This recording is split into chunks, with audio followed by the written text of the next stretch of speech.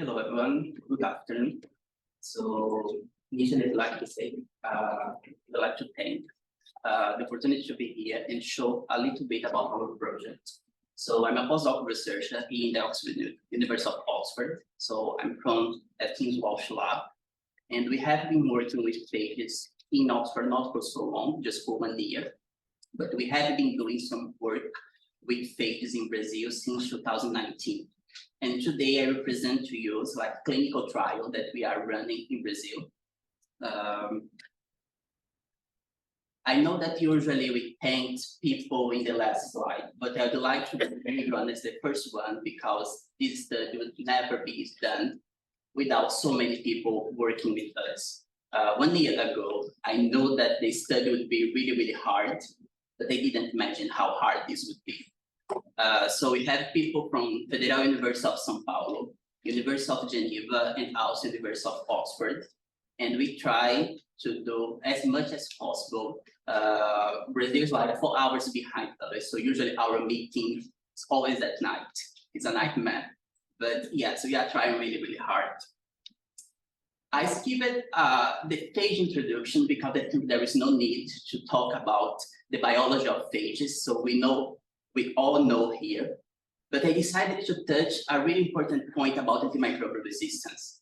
Because of course, we always assume that antimicrobial resistance is due to the overuse of antibiotics, to the misuse of antibiotics, but we need to go further in this. So we know that the antimicrobial resistance is a social, is political, is an economic problem.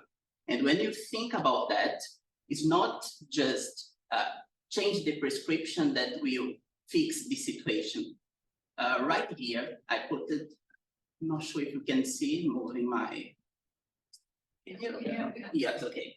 So I highlighted here 2 points, really important, about poor infection control and poor hygienics and sanitization practice.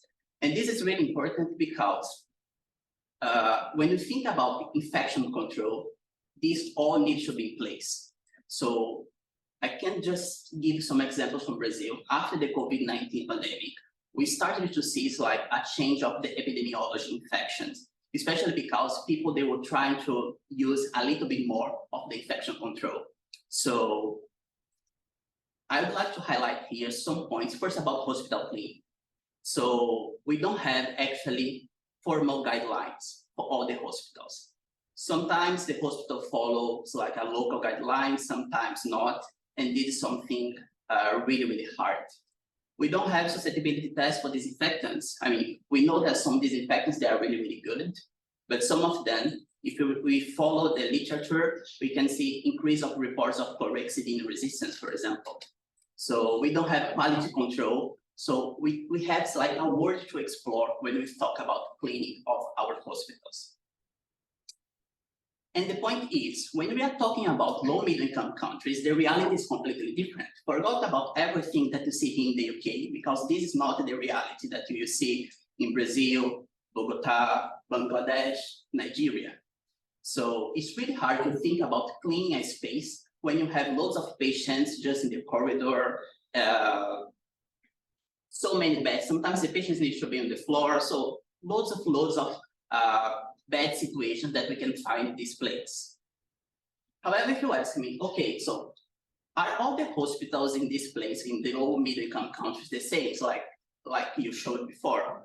I'd say no, we have really, really good hospitals, by the way. The problem is they are really expensive.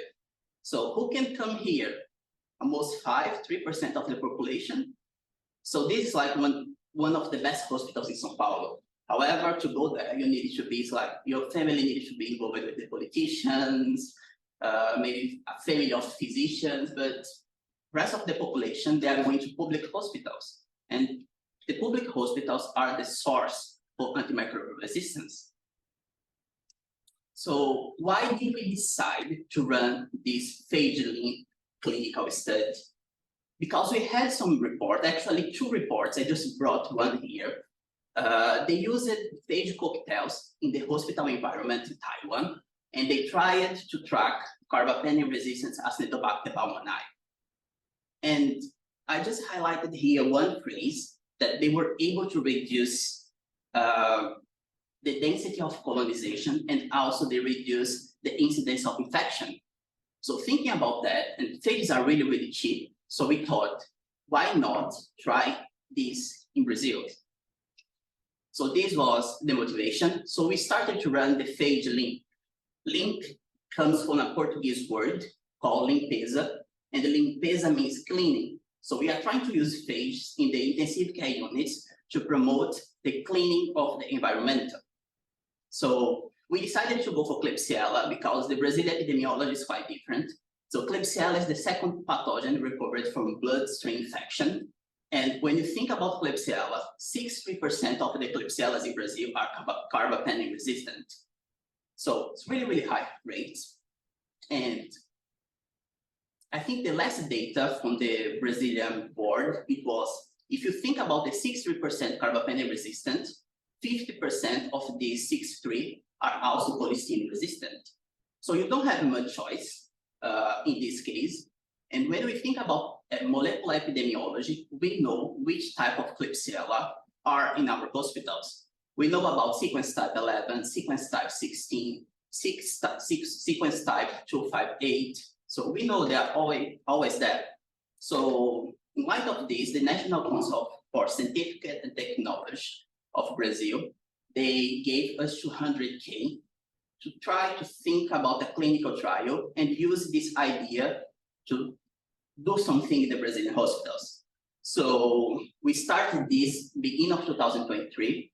So this study does not involve humans. So it was a little bit easier about the ethical perspective.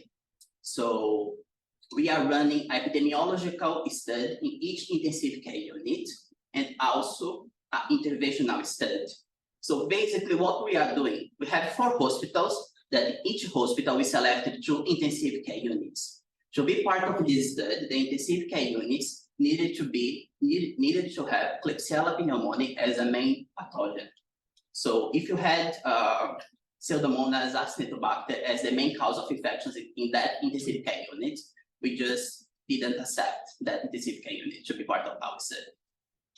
So, and what we want to do is we are not changing the cleaning in each one of intensive care units. So usually each one of these places, they can be cleaned at least 3 times a day, what we call the concurrent cleaning. So we are just adding the phage as an additional step. End of the day, we are spraying bacteriophages in the intensive care units, and we will check if this was able to change something after a couple of months. So in one intensive care unit, we will use just a phage buffer. They will spray a solution, but there is no phage over there. So this will be our control. And in the second intensive care unit, the phage buffer plus a phage cocktail, specifically against Klebsiella pneumoniae. So we say that this study is single blind because in the lab, we will know if we are preparing and sending phages for only the buffer. But the pharmacists and the people, the nurses doing the cleaning, they will not know what they are doing. I mean, they know they will be putting the solution, the phage, but they will not know if they are real phages or just the buffer. So this is basically what we want to do. So we are not doing any intervention on the patients. We are just spraying the solutions around the bed, in the sinks, basically, and all this panel here nearby the patient. Yes, but it's not so simple like that. I mean, this was a really brief explanation about the study. When we were designing this study, we decided to go really, really deep. I apologize because this slide is in Portuguese, but I have kind of English explanation for each one of the phases. So the phase 1 is the first 6 months of the studies that we are finishing right now. We decided to establish an in vitro assay to prove that phages are able to work as biosanitizer, so that phages are able to clean surfaces. So it was really hard because this type of experiment, at least in our lab, it was not reproducible. all the time when we had results about this experiment, it was a different result. But after 6 months, we were able to prove that, and you already can find in the literature some studies showing that, especially in glass and other materials.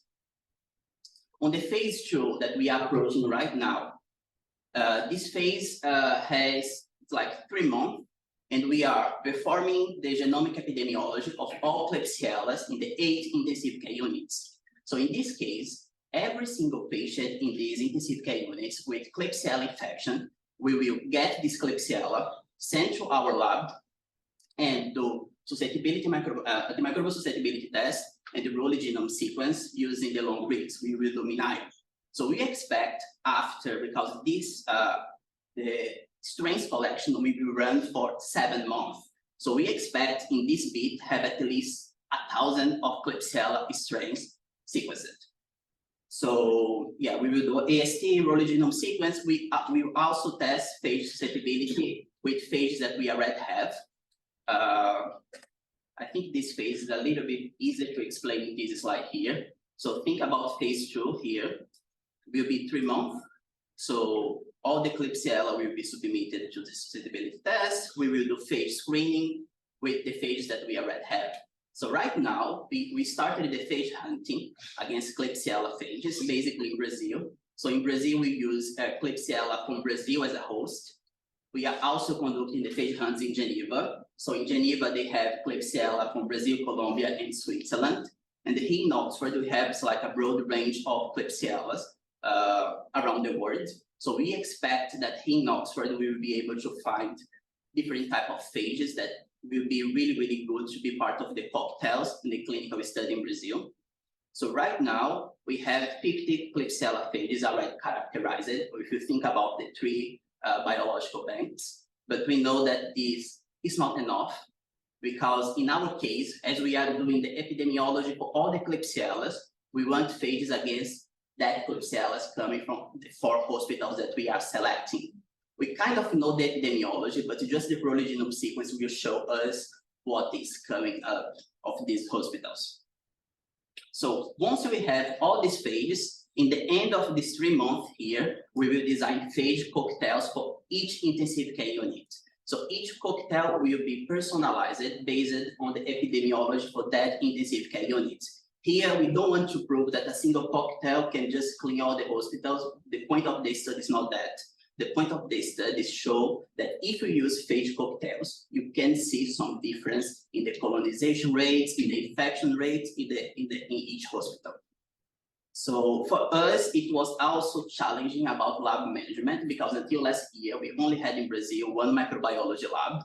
And this microbiology lab was responsible to do molecular and normal microbiology techniques. So in September last year, we were able to create the phage lab. So all the cleaning experiment, phage amplification, etc., we were doing this new lab. But with this project now, we decided that, okay, we need to have a new lab, because if we are producing something and we are sending it to the hospitals, I need to have like a quality control lab. So the idea is now start this new lab in October and set every single assay that we need to have in place to make sure that when we send these cocktails for the lab, we have at least the minimum of the quality control that they will need. Sterility test. We are not sure about endotoxins yet, because I know it's not required, but we're still thinking about that. The shelf time life that the cocktail can achieve. So we know that we have a little bit work in this place here.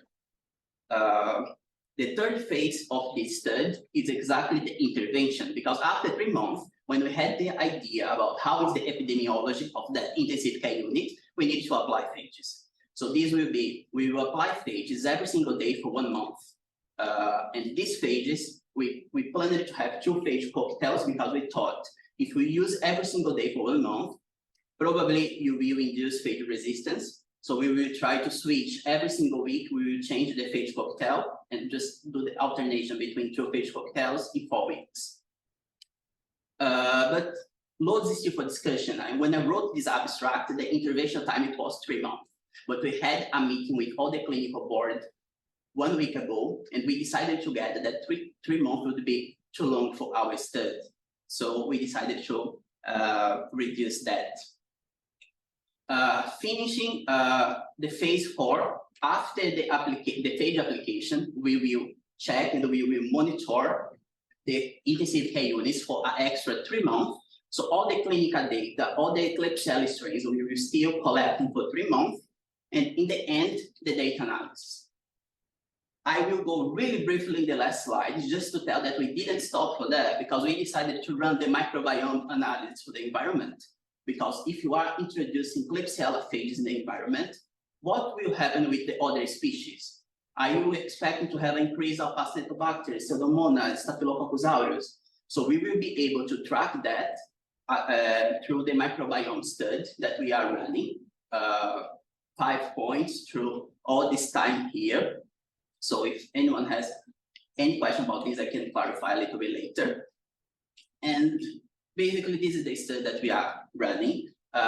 It's really challenging at the moment. Right now, we have more questions than answers. Every single week is a new question, is a new challenging. But we had this thing in Brazil that it was a dream a few years ago, but now it's kind of makes like a reality because we are together. It's like more than 30 people working together for the same stuff. This is already progressing. So we started this in Brazil, but right now we are doing the collaboration with Argentina. So they saw our protocol and they were really, really keen to do the same in Buenos Aires. So yeah, so it was something that started really, really small. It's getting bigger. It's scary, but we are there. So thank you very much for all the attention.